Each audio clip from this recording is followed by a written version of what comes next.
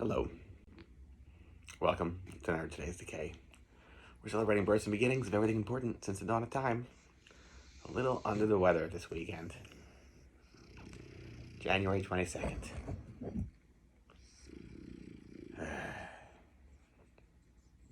Here are all the dates that really right.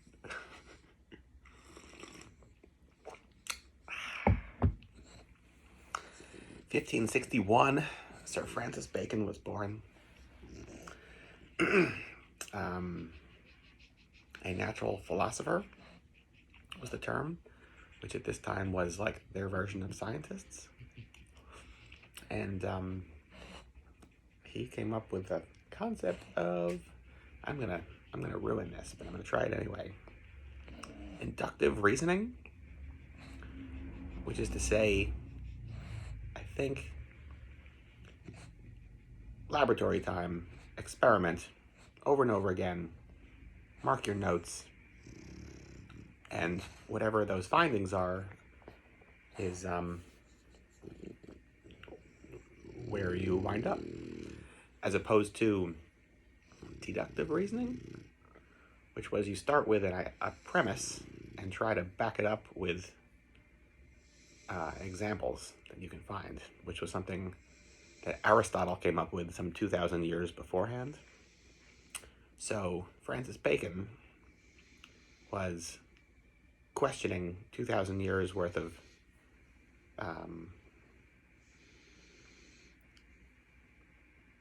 the foundations of what was governing our world at the time. And I am all for questioning one's reality, not saying, hey, it's just God's will, and using your own senses to define and determine what reality is. Yeah. Supposedly he was also in some secret societies and may have faked his death.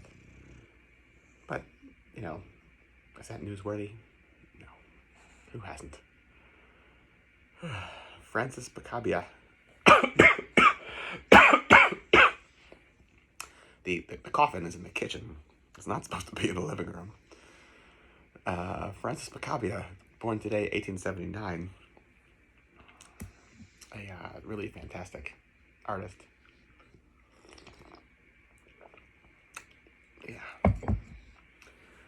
Yeah. Not doing so great. What else? 1906, Robert E. Howard, born today. Obviously the creator of Conan and many weird tales, Cull. But he did a lot of really great horror stories as well. They're certainly worth revisiting on the day he was born. I've said it before, I'm saying it again. I appreciate the, is it irony? What do you think, pal? I don't know. That here he is responsible for some of the most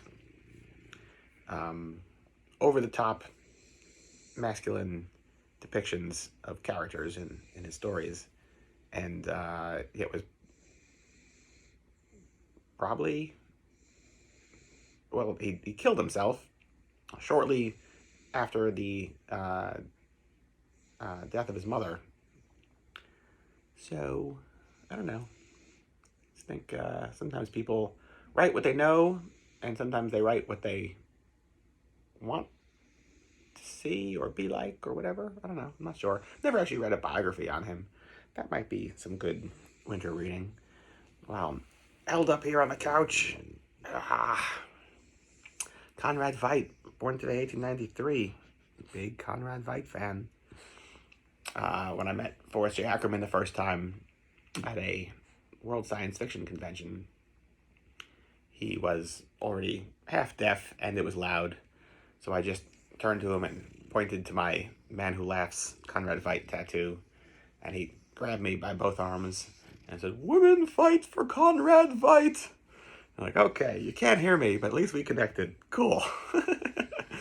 Conrad Veidt, one of the preeminent Weimar Republic German actors in World War I, the 1920s, and then emigrated to England and then America in the 40s, the 30s and 40s, I should say.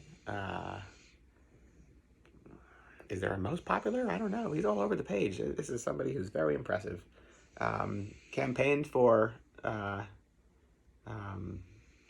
homosexual rights, starring as a gay character in like a positively presented way in like 1918, something like that. I forget exactly the year, but like nobody was doing this. That's wild. Also, I think he was in The Wandering Jew.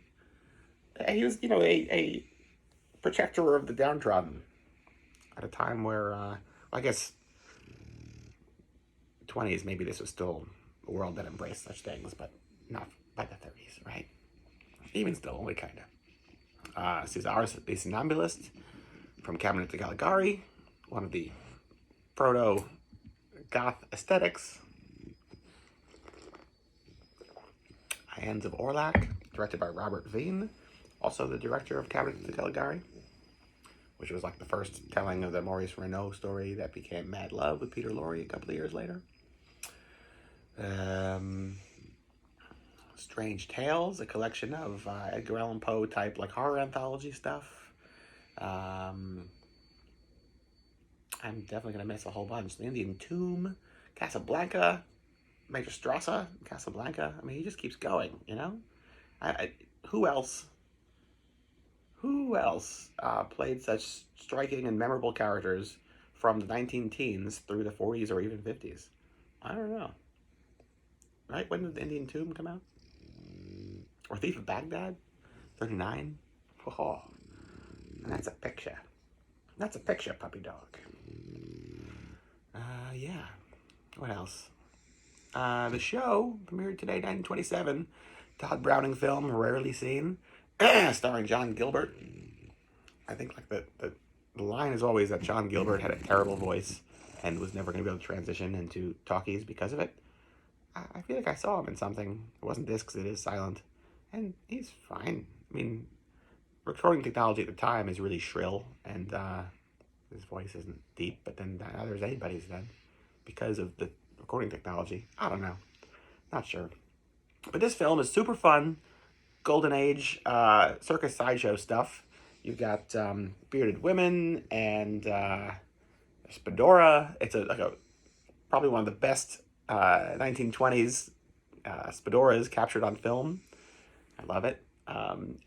It's not a supernatural film or horror film or anything like that, but where it exceeds, I mean, this was one of Todd Browning's fetishes was carnival stuff. He started in the carnival before he got into filmmaking, starring as an act called The Hypnotic Living Corpse, where he would get buried for days at a time at the marvel of the audience.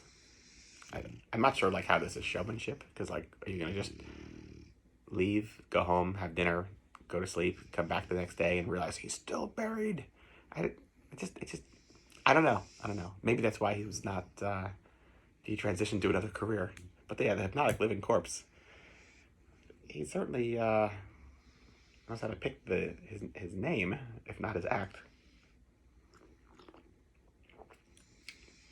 So right, yeah, I say it's a fetish because he did a whole series of carnival stuff with Lon Chaney Sr. Then, of course, did Freaks as well a couple of years later. And it's something that I think he, really attracted him. So there you go. That's the whole day. From us to you. Till tomorrow.